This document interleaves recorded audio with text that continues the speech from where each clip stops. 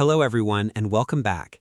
In today's video, I'm going to show you how to export audio only from CapCut PC step by step. This is useful if you want to save only the audio from your video as an MP3 or WAV file. So let's get started.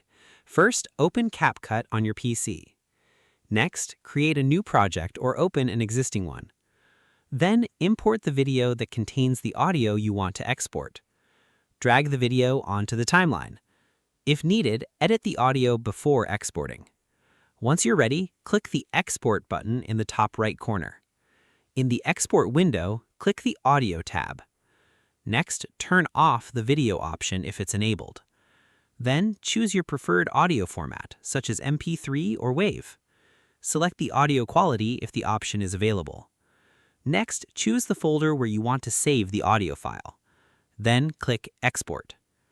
Wait for CapCut to finish exporting. Your audio file will now be saved to the selected location. And that's it. You've successfully exported audio only from CapCut PC.